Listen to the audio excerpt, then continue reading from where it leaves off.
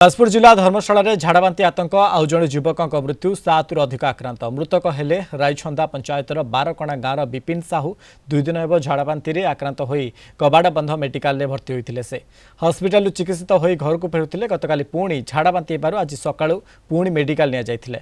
ତେବେ ସେଠାରେ ଡାକ୍ତର ତାଙ୍କ ମୃତ୍ୟୁ ଘୋଷଣା କରିଛନ୍ତି। ଗତ 7 ତାରିଖରେ ବାଉଁଶଡୋଳ ଗାଁର ବାଦଲ ମଲ୍ଲିକଙ୍କର ମଧ୍ୟ ମୃତ୍ୟୁ ହୋଇଥିଲା।